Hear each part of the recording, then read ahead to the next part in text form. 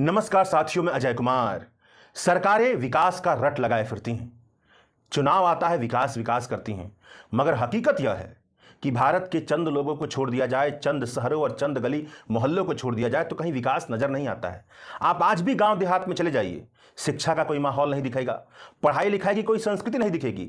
आज भी गांव देहात में लाइब्रेरी का नामो निशान नहीं मिलेगा।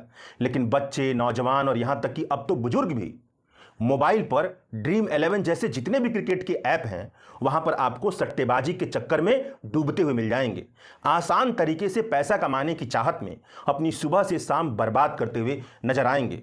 अगर आपको यकीन ना हो तो आप गांव देहात छान मारिएगा, आपको गांव के गांव बिहार और उत्तर प्रदेश में ऐसे मिलेंगे जहां के कई घरों में पढ़ने लिखने का कोई माहौल नहीं है। एक टेबल, एक कोना और एक कुर्सी तक नहीं मिलेगी जो बताए कि हां यहां पर पढ़ाई लिखाई की संस्कृति भी बसती है। लेकिन विकास की पता नहीं ऐसी कौन सी रेखा है कि गांव और शहरों में रोजगार नहीं है, गरिमापूर्ण जीवन नहीं है, कमाई नहीं है, सुचिंतित जीवन दृष्टि नहीं है, मगर जातिवाद, सांप्रदायिकता के साथ अब ड्रीम11 जैसे ऐप्स के सहारे सट्टेबाजी का खेल भी चरम पर चल रहा है। मैंने गांव में कुछ नौजवानों से पूछा, यार ड्रीम11 पर इतना वक्त बिताते हो, कोई जीता है तुम लोगों में से कभी? जवाब मिला, हां, छपरा में किसी लड़के ने लाख रुपए कमाए हैं। अब सुनिए, जिस गांव में मैंने सवाल पूछा और छपरा, उन दोनों के बीच की दूरी तकरीबन 200 किलोमीटर है। अब आप यहीं से समझ लीजिए कि सट्टेबाजी का मनोविज्ञान कैसे काम करता है। करोड़ों लोग खेलते हैं, करोड़ों लोग हारते हैं, लेकिन चंद की जीत की कहानियां जो होती हैं वह दूर दूर तक पसर जाती हैं, दूर दूर तक चमकती हैं, और बाकी सबके मन में यही सपना पलता है कि एक दिन हम भी जीत जाएंगे। और यही जो कुतार्किक उम्मीद है, और इसी कुतार्किक उम्मीद से जो नशा पैदा होता है, उसी से जुआ और सट्टे का जो बाजार है भारत में फैलता जा रहा है। यह तो बस एक उदाहरण, एक प्रवृत्ति और एक झलक है जो लोग के सट्टेबाजी के नशे में कैसे डूब जाते हैं उसके बारे में बता रही है।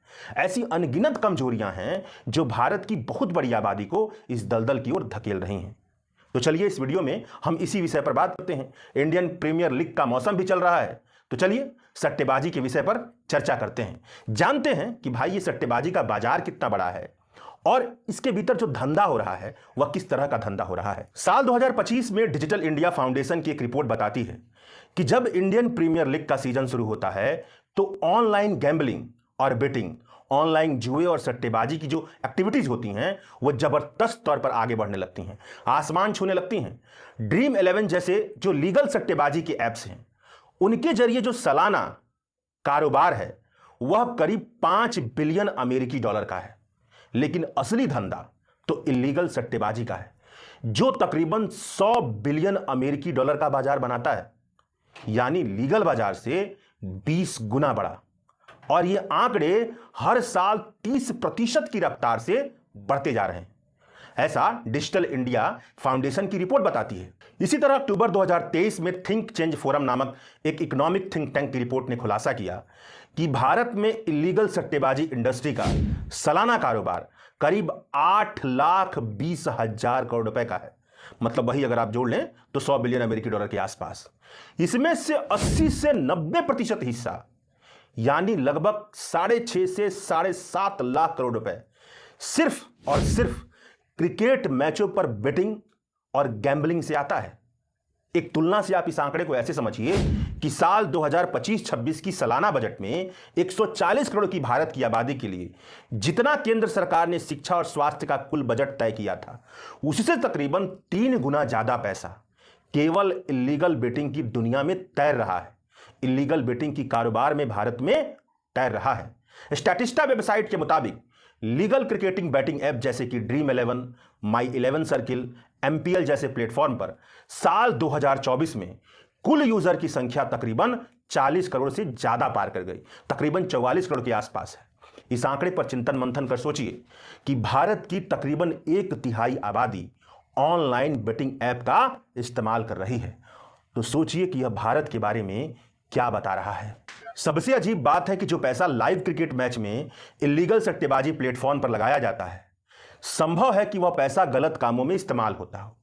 भारत का पैसा ही भारत के खिलाफ आतंकवाद की फंडिंग में इस्तेमाल होने की संभावना है, ड्रग्स के कारोबार में इस्तेमाल होने की संभावना है, और भी जितने इलीगल तरीके के धंधे हैं जो कागज पर नहीं होते हैं। अगर कागज पर आप बता दें तो सरकारें उन धंधों को बंद कर देंगी जिनका रिकॉर्ड नहीं होता है। वहां पर मुमकिन है कि जो कमाई ये हो रही है वहां पर इस्तेमाल होने की संभावना बनती है। आप पूछेंगे कैसे? तो चलिए आप इस बात को ऐसे समझिए।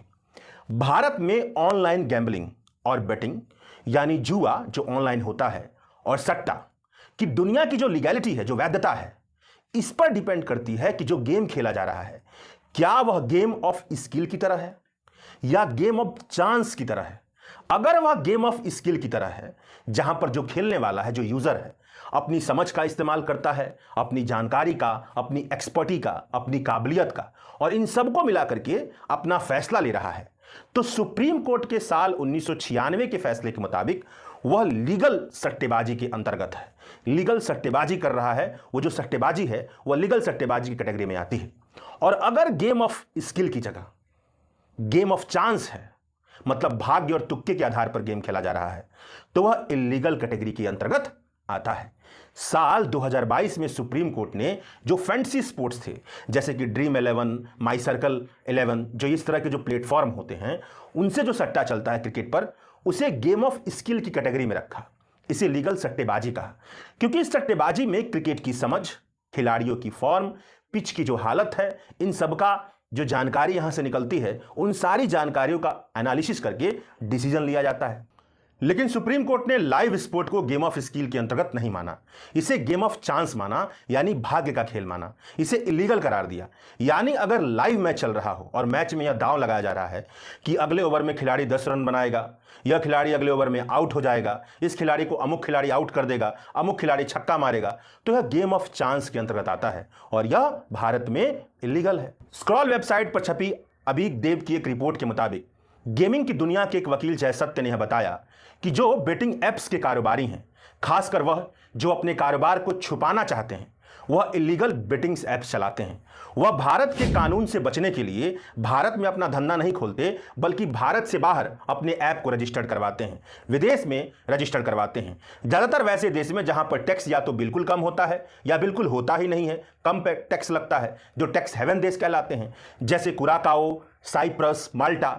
जहां से यह बेटिंग ऐप रजिस्टर्ड होते हैं वहां बहुत ज़्यादा सेल कंपनियां होती हैं। जिन कंपनियों के जरिए यह बेटिंग ऐप रजिस्टर्ड होते हैं उनमें से ज़्यादातर कंपनियां सेल कंपनियां होती हैं, जिनके शेयर होल्डिंग पैटर्न की जानकारी सार्वजनिक नहीं रहती। इन्हें छुपा कर रखा जाता है, सीक्रेट रखा जाता है, ओपेक सिस्टम होता है।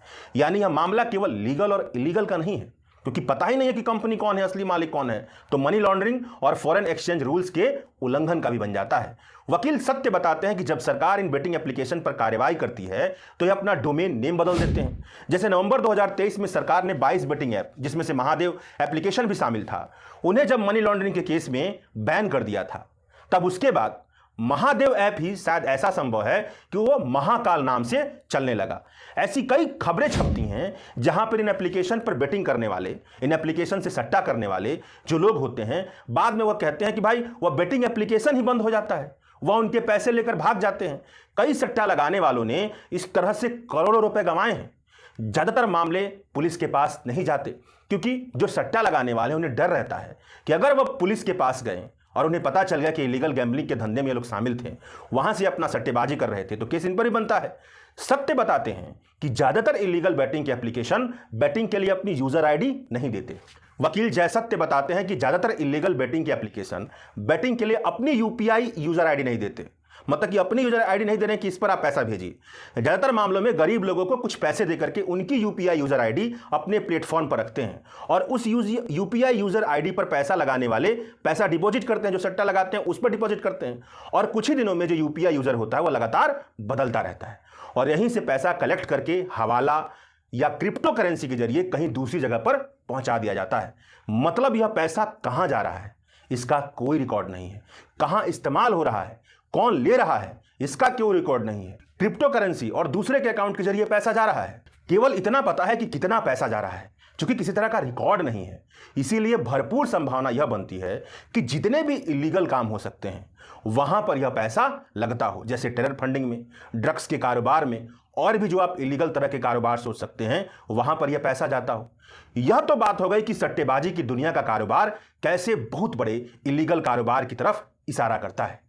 अब आप यह समझिए कि कैसे क्रिकेट की जो सट्टेबाजी की दुनिया में लगा लाखों करोड़ रुपए है, हमारे देश की अर्थव्यवस्था को नुकसान पहुंचा रहा है और अंततः घूम फिर करके हमें ही नुकसान पहुंचा रहा है। हमारा ही पैसा जा रहा है और हमें नुकसान भी पहुंचा रहा है अर्थव्यवस्था के जरिए। अर्थव्यवस्था का बुनियादी नियम है कि अगर बिना माल और सेवा के उत्पादन के पैसे की सप्लाई बहुत ज्यादा हो रही है तो इसका मतलब है कि अर्थव्यवस्था के भीतर गहरी संरचनात्मक कमियां बहुत ज्यादा गहरी होती चली जाएंगी। और इसका असर क्या होगा कि भाई बेरोजगारी बढ़ती चली जाएगी और महंगाई भी बढ़ती चली जाएगी। मतलब यह बनता है कि लीगल बेटिंग की दुनिया से सरकार तकरीबन 28% की जीएसटी वसूलती है। इससे सरकार का खजाना भरा, बहुत अच्छी बात है। मगर इसके अलावा लीगल और इलीगल बेटिंग का जितना बड़ा कारोबार है वह न तो किसी माल के उत्पादन और न तो किसी सेवा के उत्पादन से जुड़ा है। यानी भारत की अर्थव्यवस्था में सालाना लाखों करोड़ रुपए की सप्लाई हो रही है, लेकिन वह न तो किसी के काम के उत्पादन से जुड़ा है, न ही किसी तरह के माल और सेवा के उत्पादन से जुड़ा है। मतलब जेब में पैसा आ रहा है, अर्थव्यवस्था में पैसा आ रहा है, लेकिन ना तो किसी रोजगार से आ रहा है और ना ही किसी और तरीके से, ना किसी को काम मिल रहा है, ना ही उत्पादन हो रहा है। यानी यह पैसा तो आ रहा है लेकिन बेरोजगारी बढ़ रही है। और अर्थशास्त्र के सभी टेक्स्ट बुक में यह बात लिखी मिल जाएगी कि जब माल और सेवा से ज्यादा, देश में माल और सेवा से ज्यादा पैसे की सप्लाई हो रही हो तो ऐसी स्थिति में महंगाई भी बढ़ती है, जिसका अंतिम असर यह है कि हम जैसे गरीब लोगों पर इसका असर पड़ता है।